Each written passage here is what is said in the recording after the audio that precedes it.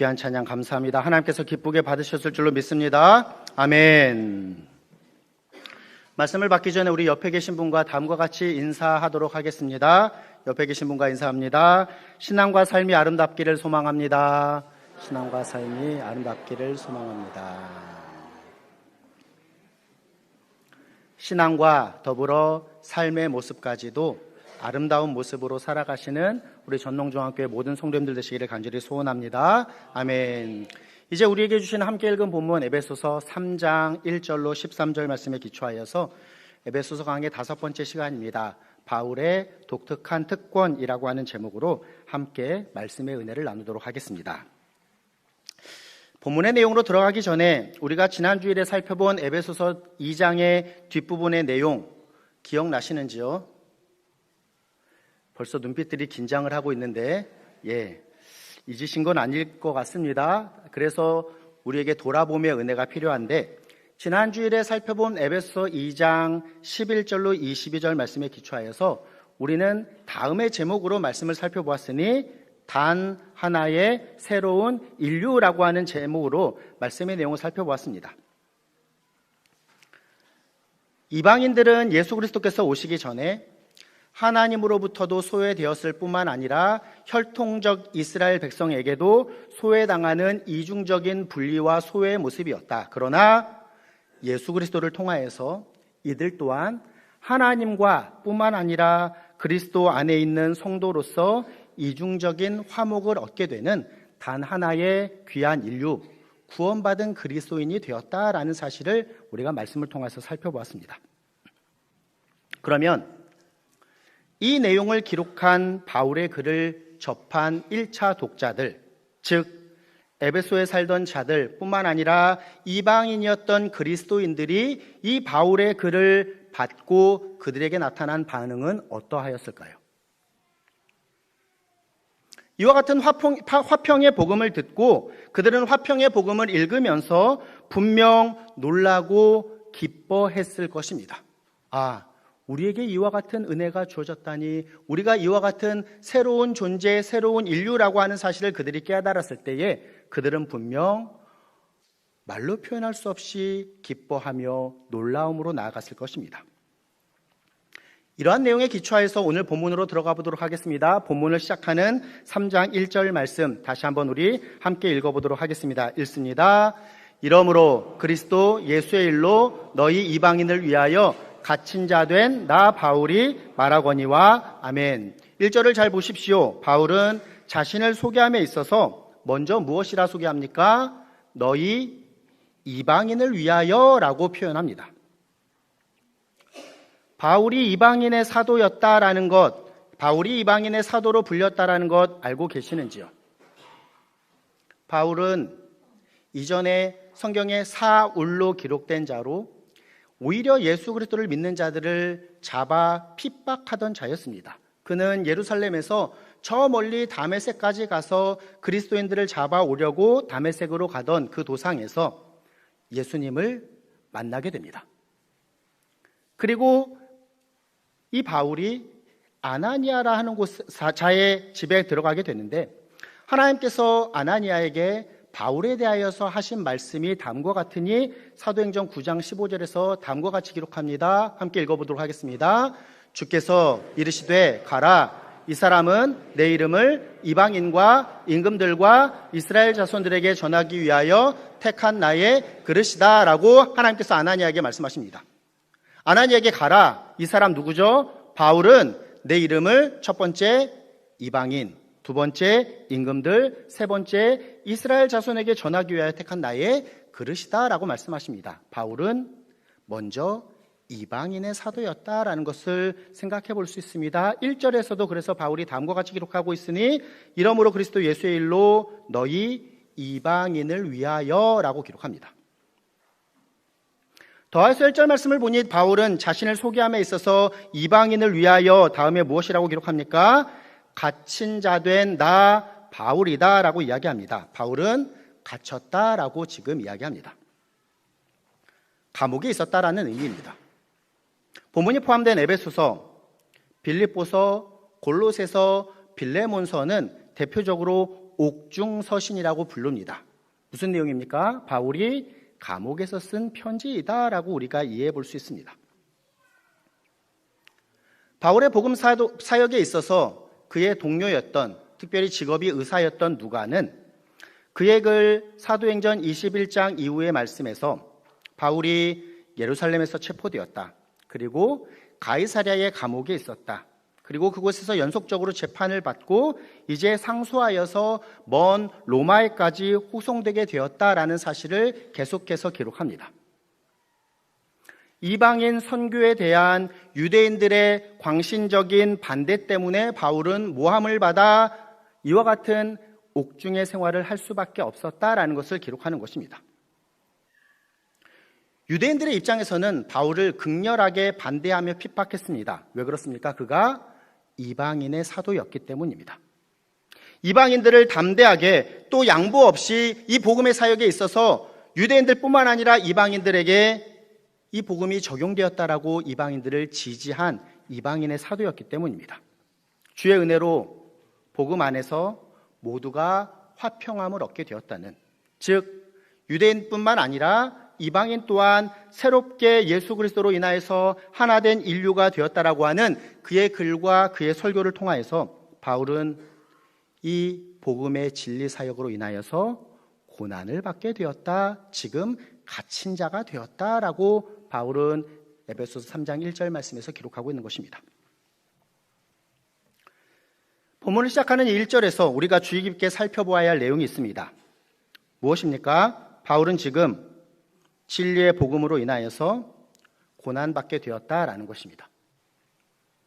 1절의 기록을 보니 예수 그리스도의 일로 갇힌 자 되었다라고 그는 고백합니다.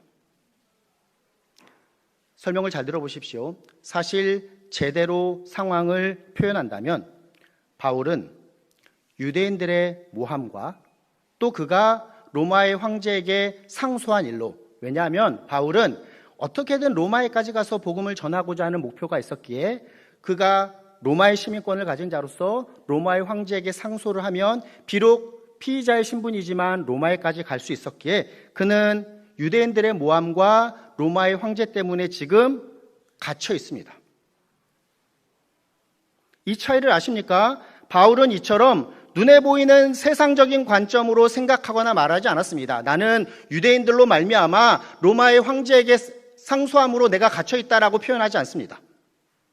나는 그리스도 예수의 일로 갇힌 자 되었다라고 표현합니다. 바울은 자기 자신에 대하여서, 자신이 살아가고 있는 세상에 대하여서 이처럼 세상의 관점으로 이해하고 세상의 관점으로 살아가는 자가 아니라 하나님의 주권을 철저하게 믿고 하나님의 주권 아래 그의 삶을 고백하는 자였다라는 사실을 본문의 시작에서부터 우리가 발견하게 됩니다. 피곤하고 지치는 이 투옥 생활을 포함하여서 자신의 삶 전체가 하나님의 주권 아래 있다라고 굳건하게 확신하며 그의 글을, 오늘 본문을 시작하고 있는 것입니다. 나 바울은 그리스도 예수의 일로 너희 이방인을 위하여 지금 갇힌 자가 되었다라고 기록합니다. 말씀을 시작하며 저와 우리 성도님들에게 주시는 귀한 교훈이 여기 있습니다. 우리 그리스도인들은 하나님의 절대적인 주권을 신뢰, 즉 믿음으로 살아가는 자가 되어야 합니다. 아멘입니다. 좋을 때만 하나님이 나를 인도하시고 그렇지 않을 때는 하나님이 인도하시지 않는 것처럼 살아가서는 안 된다라는 것입니다. 때로 고난과 힘겨움이 있더라도 이 모습 또한 온전하신 하나님의 뜻을 이루는, 온전하신 하나님의 뜻 가운데 있는 그 하나님의 인도하심의 과정이다라는 사실을 우리가 믿음으로 고백하는 삶을 살아가야 한다라는 것입니다. 그러하기에 당연히 하나님의 뜻을 이루는 믿음의 합당한 모습으로 살아가는 이 신앙의 여정에 있어서 때로 우리의 삶에 여러 고난과 핍박과 어려움이 주어진다 하더라도 우리는 하나님께서 우리에게 허락하신 귀한 하나님의 주권을 인정함으로써 그 길을 바르게 한 걸음 한 걸음 두벅두벅 걸어가는 자들이 되어야 한다라는 것입니다. 본문을 시작하는 이 바울의 고백, 하나님의 절대적인 주권을 인정하며 고백하는 이 바울의 고백 앞에서 저와 우리 성도님들 다음과 같이 한번 스스로를 점검하며 질문을 던져보면 좋겠습니다. 나는 하나님의 주권을 전적으로 신뢰하며 살아가고 있는가? 신앙과 삶의 모습을 점검하며 돌이키며 바르게 세우는 귀한 은혜가 저와 이 자리에 계신 사랑하는 모든 성도님들에게 있으시기를 간절히 소원합니다. 아멘. 우리 이와 같은 마음으로 이제 본격적으로 오늘 본문의 내용으로 들어가 보도록 하겠습니다. 오늘 본문 우리에게 주신 에베소서 3장 1절로 13절 말씀을 보면 두 번 반복되는 매우 중요한 표현이 있습니다. 2절 말씀에 보니 내게 주신 하나님의 그 은혜라고 표현하고 7절 말씀에서도 내게 주신 하나님의 은혜라는 표현이 있습니다. 한글 성경에는 2절에서 그자라고 하는 단어를 하나 더 넣었지만 헬라어 원어 성경을 보면 그 표현 단어의 결합이 2절과 7절에서 동일합니다. 나에게 주신 하나님의 그 놀라우신 은혜라고 하는 표현이 2절과 7절에 기록되어 있습니다. 하나님께서 아무 공로 없는, 어찌 보면 오히려 그리스도 예수를 믿는 자들을 핍박하였던 자신에게 주신 그 은혜를 바울은 나에게 독특한 특권을 주셨다라고 두 가지의 특권을 오늘 본문에서 고백하며 기록하고 있는 것입니다. 이 두 가지를 한번 살펴보도록 하겠습니다. 바울의 첫 번째 독특한 특권은 바로 하나님의 계시였습니다. 같이 한번 읽어볼까요? 하나님의 계시입니다. 하나님의 계시의 결과로 바울은 무엇인가를 알게 되었다라는 것을 기록합니다. 본문 2절로 3절입니다. 함께 의미를 생각하면서 읽어보겠습니다. 너희를 위하여 내게 주신 하나님의 그 은혜의 경륜을 너희가 들었을 터자 곧 계시로 내게 비밀을 알게 하신 것은 내가 먼저 간단히 기록함과 같으니 아멘. 바울의 첫 번째 독특한 특권은 무엇이다? 하나님의 계시이다. 두 번째 연결하여서 바울에게 주신 독특한 특권은 바로 하나님의 위임입니다. 같이 한번 읽어보겠습니다. 하나님의 위임입니다. 위임이 무엇입니까? 어떤 일을 맡기는 것을 말합니다. 이 위임의 결과로 바울은 하나님께서 주신 귀한 사명으로 다른 사람들에게 무엇인가 알려줄 책임을 감당하게 되었다라고 그의 글에서 기록합니다. 본문 7절도 같이 한번 읽어보도록 하겠습니다. 이 복음을 위하여 그의 능력이 역사하시는 대로 내게 주신 하나님의 은혜의 선물을 따라 내가 일꾼이 되었노라 라고 바울이 고백합니다. 하나님의 은혜 가운데 주어진 이 두 가지 특권, 계시와 위임, 바울에게 계시된 이 복음의 비밀과 바울에게 맡겨진 사역이 서로 밀접하게 관련되어 있고 오늘 설교의 제목과 같이 바울의 독특한 특권임을 그는 고백합니다. 이 주제에 기초하여서 오늘 본문을 다음과 같이 두 부분으로 나누어서 생각해 보도록 하겠습니다. 먼저 1절로 6절은 첫 번째 바울의 독특한 특권에 대해서 기록합니다. 무엇이라고 살펴보았습니까? 하나님의 계시를 그가 기록하고 있음을 살펴보았습니다. 본문의 앞부분에서 바울은 이 하나님의 계시라고 하는 이 내용을 비밀이라고 하는 표현으로 3번이나 사용합니다. 먼저 3절 말씀은 다시 한번 읽어보도록 하겠습니다. 읽습니다. 곧 계시로 내게 비밀을 알게 하신 것은 내가 먼저 간단히 기록함과 같으니 라고 기록합니다. 4절을 보면 그것을 읽으면 내가 그리스도의 비밀을 깨달은 것을 너희가 알 수 있을 것이다 라고 이야기합니다. 9절에서도 무엇이라 기록하냐면 영원부터 만물을 창조하신 하나님 속에 감춰졌던 비밀의 경륜이 어떠한 것을 드러내게 하려 하심이다 라고 비밀이라고 3번이나 표현합니다.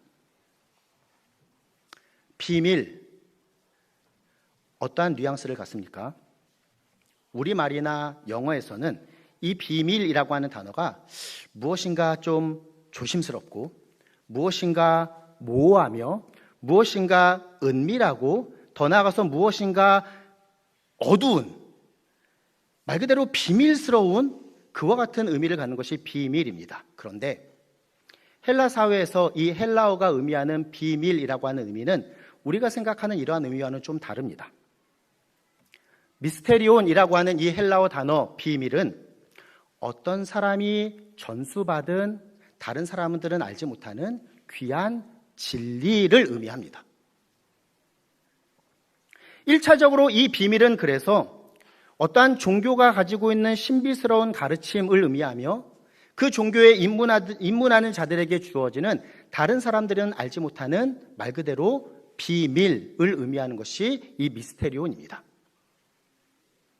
기독교 신앙에 한번 적용해 볼까요? 이 비밀은 인간으로서는 발견할 수 없지만 하나님께서 인간에게 보여주시는 것, 하나님께서 인간에게 계시하신 것을 비밀이라고 우리가 이해할 수 있습니다. 바울은 그러한 의미로 본문에서 이 하나님의 계시를 비밀이라고 하는 단어로 3번이나 반복하여서 기록합니다. 무엇이라 말씀드렸습니까? 기독교의 진리는 우리로서는 발견할 수 없지만 하나님께서 계시하신 것이다 라고 말씀드렸습니다. 우리 기독교는 인간이 무엇인가를 막 찾아가서 깨닫는 것이 아닙니다. 하나님께서 우리에게 주시고 오신 것에 기초합니다. 우리의 구원 사역이 어떻습니까? 우리가 무엇을 구원을 위해서 열심히 막 했습니까? 그것이 아닙니다. 하나님이신 예수님께서 우리에게 오셨다라는 것이 이 복음의 진리입니다. 계시는 하나님께서 나타내셔야만 우리가 보거나 깨달을 수 있는 것이 바로 계시의 의미입니다. 본문에서 기록하고 있는 비밀이라고 하는 뜻이 그러한 의미를 갖습니다. 바울은 첫 번째 독특한 자신에게 주어진 특권을 이야기하니 그것이 바로 이 비밀이다, 계시이다라고 이야기합니다. 신적인 계시로, 즉 하나님의 계시로 드러난 진리, 그에게 알려진 비밀이 있다. 그 비밀이 나에게 주어졌다라고 그가 고백하고 있는 것입니다. 바울이 이야기하는 비밀, 이 미스테리오리란 결국 인간의 지식이나 인간의 이해로서 감추어져 있지만 이제 하나님에 의하여서 보여주신 것, 하나님에 의하여서 우리가 알게 된 것, 하나님께서 누구를 통하여서 이 놀라운 일을 이루셨습니까? 예수 그리스도를 통하여서 드러난 진리를 의미하는 것이 비밀 계시입니다. 그러하기 때문에 바울은 4절에서 무엇이라고 고백합니까? 이제 그의 거룩한 사도들과 선지자들에게 성령으로 나타내신 것 같이 4절입니다. 그것을 읽으면 내가 그리스도의 비밀을 깨달은 것을 너희가 알 수 있다라고 이야기합니다. 무슨 비밀? 그리스도의 비밀이라라고 바울이 기록하는 것입니다. 그리스도께서 이 비밀의 원천이자 내용이 되신다라고 바울이 기록하고 있는 것입니다. 이 그리스도의 비밀에 대하여서 바울은 6절에서 더욱더 강력하게 다음과 같이 기록하고 있습니다. 6절 말씀은 함께 읽어보도록 하겠습니다. 읽습니다. 이는 이방인들이 복음으로 말미암아 그리스도 예수 안에서 함께 상속자가 되고 함께 지체가 되고 함께 약속에 참여하는 자가 됨이라. 아멘. 그리스도 예수로 인하여서 주어진 그 놀라운 비밀 복음으로 말미암아 어떻게 되었다? 함께 상속자가 되고 함께 지체 공동체를 이루며 함께 공유하는 약속에 참여하는 자가 되었다라고 그 비밀을 설명합니다. 바울에게 주어진 신적 계시, 즉 그에게 알려진 비밀이란 이처럼 유대인들과 이방인 모두가 그리스도의 연합을 통하여서 완전히 연합하게 되는 것을 의미합니다. 바울이 앞장 에베소서 2장에서 기록한 것과 같이 단 하나의 새로운 인류가 될 수 있었던 예수 그리스도를 통하여서 이루신 하나님과의 연합뿐만 아니라 어떠한 육적인 혈통을 넘어서는 서로와의 연합, 이 이중적인 연합을 의미하는 것이 바로 비밀, 하나님의 계시, 복음의 진리이다라는 사실을 바울이 고백합니다. 3절, 계시로 내게 비밀을 알게 하신 것은 내가 먼저 간단하게 너희에게 기록함과 같다. 앞에서 기록한 내용이다라고 바울이 설명하는 것입니다. 바울이 가진 독특한 특권 첫 번째는 이처럼 하나님의 계시였습니다. 바울이 가진 두 번째 독특한 특권은 무엇이었습니까? 하나님의 위임이었습니다. 바울에게 주어진 신적인 명령이 있습니다. 이제 그에게 하나님께서 주신 사역, 사명이 있음을 그가 고백하는 것입니다. 앞에서 설명드린 것과 같이 바울이 이야기하는 비밀은 복음의 진리입니다. 6절 말씀을 보면 이는 이방인들이 복음으로 말미암아라고 이 비밀이 복음임을 바울은 기록합니다. 바울이 비밀과 복음을 동일시하는 것을 다음과 같이 설명할 수 있습니다. 비밀을 통해서 바울이 그 계시된 진리를 얻었는데 이제 이 비밀인 복음을 통하여서 바울은 이 진리를 선포하는 사명으로 나아간다라는 것을 바울이 기록합니다. 바울은 자신에게 계시된 비밀이 자신의 것일 뿐만 아니라 오직 복음으로 전달되는 것이어야 한다라는 사실을 기록하고 있는 것입니다. 이 내용을 7절에서 다음과 같이 기록하고 있으니 함께 읽어보도록 하겠습니다. 이 복음을 위하여 그의 능력이 역사하시는 대로 내게 주신 하나님의 은혜의 선물을 따라 내가 일꾼이 되었노라 라고 바울이 기록합니다. 바울은 이러한 위임받은 사역을 엄청난 독특한 특권으로 여기며 본문에서 기록합니다. 이 사역에 대해서 무엇이라고 기록합니까? 내게 주신 하나님의 은혜, 내게 주신 하나님의 은혜의 선물이다라고 기록합니다. 비밀을 깨닫고 비밀, 이 복음을 전하는 것, 바울이 가진 귀한 특권이자 바울의 삶의 모습과 이 목적이 되는 것, 감사하게도 부족하지만 저의 삶의 이유와 목적 또한 됩니다. 저뿐만일까요? 예수 그리스도의 이름으로 권면합니다. 이 바울의 독특한 특권이 우리 성도님들의 삶의 이유와 목적 또한 되시기를 간절히 소원합니다. 무엇입니까? 예수 그리스도를 통한 그 은혜의 선물로 인하여서 내게 주어지신 그 비밀을 우리가 깨달은 자 되었으니 이제 그 비밀인 복음을 전하는 사역, 우리 또한 무엇이 되어야 한다? 일꾼이 되어야 한다라는 것을 우리가 깨달아야 할 것입니다. 바울은 하나님의 은혜의 선물로 그에게 맡겨진 이 복음의 사명 앞에 다음과 같이 고백합니다. 이어지는 8절도 함께 읽어보도록 하겠습니다. 8절입니다. 모든 성도 중에 지극히 작은 자보다 더 작은 나에게 이 은혜를 주신 것은 측량할 수 없는 그리스도의 풍성함을 이방인에게 전하게 하시고 아멘. 바울은 자신에게 주어진 은혜를 의도를 가지고 자신의 이름을 빗대어서 설명합니다. 로마식 이름인 파울루스, 즉 바울은 본연적인 의미로 작은, 적다라고 하는 의미를 갖습니다. 유대식 이름인 사울은 어떠한 의미를 가질까요? 큰 자, 크고 위대한 자라고 하는 의미를 갖습니다. 그런데 이 사울이 어떠한 자가 되었습니까? 바울이 되었습니다. 나는 큰 자가 아니라 작은 자이다라는 것입니다. 전승에 의하면 바울은 키가 매우 작은 자였다고 합니다. 저는 여기서도 은혜를 받습니다. 결국 8절 말씀의 의미가 무엇이겠습니까? 바울은 다음과 같이 고백합니다. 나는 작은 사람입니다. 이름의 의미 또한 작고 키도 작고 도덕적으로나 영적으로도 모든 그리스도인 중에서 나는 이미 예수 그리스도를 믿는 자들을 핍박하였던 자이기 때문에 나는 작은 자 중에서 더 작은 자입니다. 그런데 그가 더욱더 분명하게 전하고자 하는 내용이 무엇입니까? 자신은 최소화하면서 자신이 담당해야 될 직무는 최대화시키고 있습니다. 지극히 작은 자보다 더 작은 나에게 측량할 수 없는 하나님의 은혜를, 그 하나님의 풍성함을 전하게 하셨다라고 바울이 고백합니다. 나는 하나님의 복음을 전함에 있어서 저는 그와 같은 능력이 없습니다. 이 보잘것없는 제가 무슨 일을 하겠습니까? 작은 자보다 더 작은 자도 이 귀한 풍성하신 하나님의 그 은혜, 측량할 수 없는 그리스도의 풍성함을 전하는 자가 되었다라고 바울이 고백합니다. 우리 중에 누가 이 내용에서 자신을 소외시킬 수 있을까요? 그렇지 않습니다. 이어지는 본문에서 바울은 이 하나님의 은혜의 선물로 그에게 맡겨진 복음 전파 사역에 대하여서 다음과 같이 세 가지로 정리하여서 설명합니다. 8절 하반절 말씀을 보니 측량할 수 없는 그리스도의 풍성함을 어떻게 하신다? 이방인에게 전하게 하셨다라고 기록합니다. 바울이 이방인의 사도로 불렸다라고 하는 내용을 앞에서 살펴보았습니다. 측량할 수 없는 그리스도의 풍성함을 그는 이 이방의 그리스도인들에게, 이방에 믿지 않던 자들에게 전하는 사역을 감당했습니다. 사도행전을 보면 그의 사역은 유대 땅에 머무르지 않았습니다. 우리가 잘 아는 바와 같이 1차 전도 여행, 2차 전도 여행, 3차 전도 여행, 또 로마에까지 가서 그는 복음을 전한 사명을 감당했음을 우리가 깨닫게 됩니다. 측량할 수 없는 그리스도의 풍성함을 이방인에게 전한다.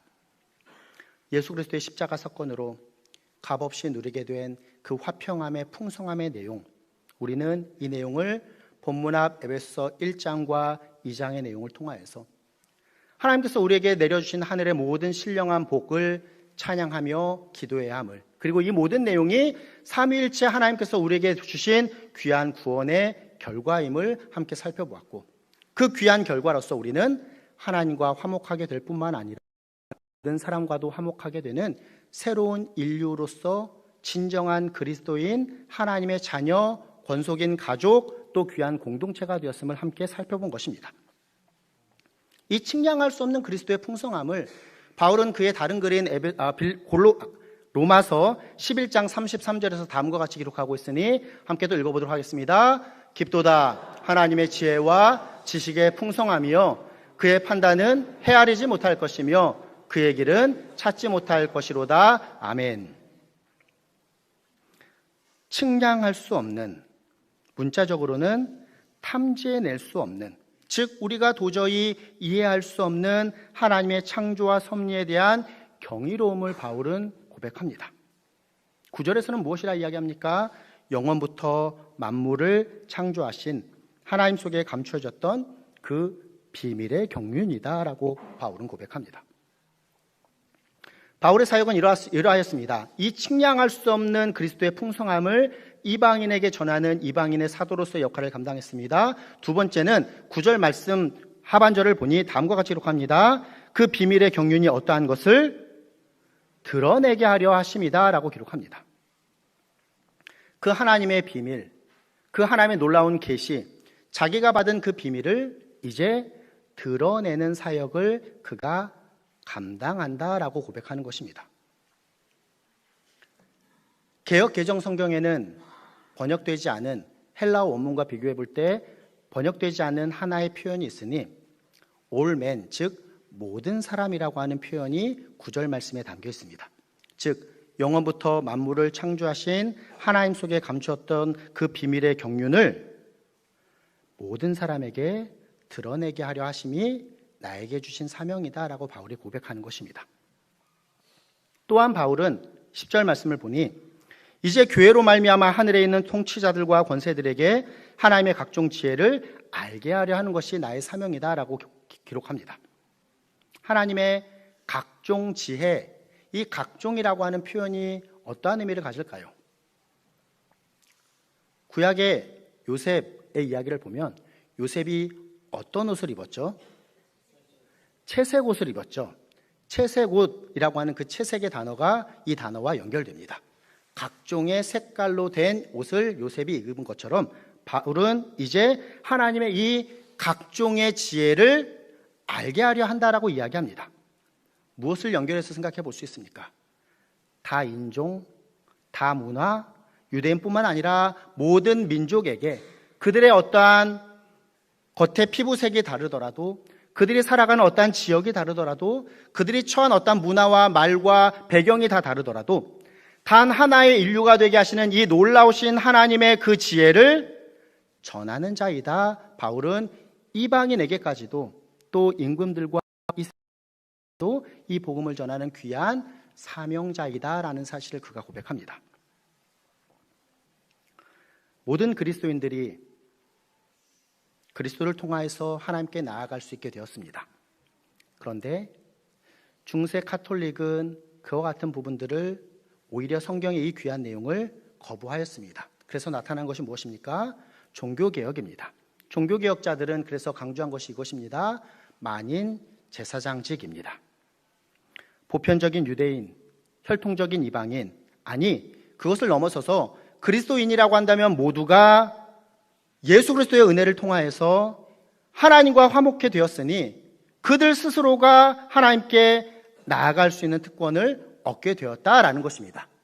그리고 이와 같은 귀한 성도들의 모임이 무엇입니까? 교회입니다. 교회가 이 놀라운 화목의 특권을 누리는 곳이다라는 것을, 누리는 자이다라는 것을 기록하고 있는 것입니다. 12절 말씀이 이러한 의미를 담고 있으니 함께 읽어보도록 하겠습니다. 12절입니다. 우리가 그 안에서 그를 믿음으로 말미암아 담대함과 확신을 가지고 아멘, 하나님께 나아감을 얻게 되었다라는 것을 바울이 기록합니다. 정리해 보면 이렇습니다. 측량할 수 없는 그리스도의 풍성함이 이방인에게 전해지므로 이제 교회가 세워지게 되며 교회로 말미암아 하늘에 있는 통치자들과 권세자들, 하나님의 각종 지혜가 그 모든 자들에게 전하여지고 선포된다라는 것을 바울의 사명의 모습임을 그가 기록합니다. 그렇습니다. 하나님께서 이방인의 사도가 되도록 바울에게 은혜를 주신 바, 먼저 특권, 즉 위대한 사명은 바울에게 적용이 되었고 온 세상 모든 사람들에게 복음이 전하여지는 모습을 갖게 되었으며 마지막으로 그 결과 교회가 세워지므로 모든 통치자들과 권세자들과 온 우주적인 영적인 세력까지도 하나님의 각종 지혜가 알려지도록 하는 이 귀한 복음의 사명을 바울이 감당했다라는 것을 본문이 기록합니다. 제 목소리가 더 크니까 저를 보셔도 됩니다. 감사합니다. 이제 말씀을 정리할 때가 되었음을 알려주셨습니다. 정리해 볼까요? 본문 에베소서 3장 1절로 13절 말씀을 통해서 바울은 자신이 가진 독특한 특권이라고 하는 제목으로 두 가지 특권에 대해서 기록합니다. 첫 번째가 무엇이었습니까? 하나님의 계시입니다. 계시의 결과로 바울은 비밀을 깨달은 자 무엇인가를 알게 되었다라는 것입니다. 두 번째는 무엇이었습니까? 하나님의 위임입니다. 하나님께서 어떤 일을 맡기신 결과 바울은 다른 사람들에게 무엇인가를 전하는 이 복음의 사명을 감당하는 자가 되었다라는 것을 바울이 기록합니다. 본문의 내용에 기초해서 이제 이 내용을 우리에게 한번 적용해 보도록 하겠습니다. 바울뿐일까요? 우리 또한 아무 공로 없는 자에게 주신 하나님의 은혜, 그 특권으로 하나님의 계시를 받은 자, 복음의 비밀을 알게 된 자가 되었습니다. 바울이 비밀의 복음을 책임과 사명으로 연결한 것과 같이 우리가 그리스도의 비밀을 알고 깨달은 자 되었다면 이제 그 예수 그리스도의 비밀을 전하는 책임과 사명을 감당하는 자가 되어야 한다라고 하는 분명한 교훈이 우리에게 주어집니다. 그런데 안타깝게도 이 시대 그리스도인들과 교회의 모습을 보면 바울이 전하는 이 복음의 진리와는 조금은 멀리 떨어져 있는 것 같습니다. 한 목사님께서 이 시대 이와 같이 진리에서 멀리 떨어져 있는 교회의 모습에 대해서 다음과 같이 표현하신 내용이 있습니다. 교회가 구원선이 되어야 하는데 교회가 유람선이 되어가고 있다라고 이야기합니다. 물론 그리스도 안에서 복음의 그 귀한 은혜를 받은 자로서 함께 기뻐하며 즐거워하는 모습이 있어야 합니다. 오늘도 그러한 모습을 우리가 오후 예배 때 갖게 될 것입니다. 열심히 준비한 찬양으로 목소리뿐만 아니라 이렇게 율동도 하시면서 하나님을 찬양하는 모습, 즐거움으로 기쁨으로 감사로 하나님께 나가는 모습이 필요합니다. 그런데 유람선만으로서 그쳐서는 안 된다라는 것입니다. 교회는 어떠한 곳이 되어야 합니까? 구원선이 되어야 됩니다. 하나님께서 이 땅에 교회를 세우신 이유는 복음의 사명을 감당케 하시기 때문입니다. 복음의 진리를 아는 너희가 이 복음을 붙잡고 복음의 사명을 감당함으로 잃어버린 영혼들을 하나님 앞에 인도하며 주님의 나라를 확장하는 귀한 곳이 성도의 모습이자 교회여야 한다라는 사실을 우리에게 교훈하는 것입니다.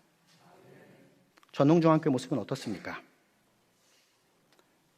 어쩌면 세상과 똑같이 자기 자신의 만족과 즐거움과 기쁨을 추구하는 모습으로 혹시 유람선에 더 닮아 있는 모습은 아닌가요? 영혼의 소중함을 깨닫고 영혼을 구원하며 영혼을 세워가는 구원선의 모습으로 나아가야 한다라는 사실을 우리에게 교훈하여 줍니다. 우리 대표로 기도하신 김성장님께서도 우리 교회가 그와 같은 모습 되기를 함께 기도하였습니다. 뿐만 아니라 우리 모든 성도님들이 그렇게 기도하셔야 할 것입니다. 그리고 기도는 여기서 하나님 앞에 이렇게 우리의 말로 마음으로 아뢰는 것에서 그치는 것이 아닙니다. 기도는 우리의 실제적인 삶에서 이루어감까지 연결되는 것이 기도입니다. 한번 생각해 볼까요? 구원해야 될 영혼의 모습이 어디에 있습니까? 멀지 않은 곳에 있을 것입니다. 가까운 가정 안에 있을 수도 있습니다. 우리의 자녀일 수도 있습니다. 해야지라고 하는 마음 같습니다. 그런데 우리가 삶을 살아갈 때도 그렇지 않습니까? 언제 한번 우리 밥 먹읍시다. 그럼 밥 먹습니까? 쉽지 않습니다. 먹게 되는 경우가 많지 않습니다. 언제, 어디서 우리 밥 한번 먹읍시다 라고 하면 가능성이 훨씬 높아집니다. 내가 영혼을 구원해야지 가능성이 매우 남습니다. 내가 누구를 구원해야겠다. 하나님께서 나에게 주신 이 귀한 비밀을 함께 소유하는 자가 되도록 해야겠다. 하나님, 내가 언제까지 이 자를 위해서 기도합니다. 그때까지 좋은 기회도 주시고 좋은 마음도 주시어서 하나님의 귀한 복음의 사명을 바울과 같이 힘있게 감당하는 자 되게 하여 주시옵소서라고 하는 마음이 저와 우리 성도님들의 마음 되어야 할 것입니다.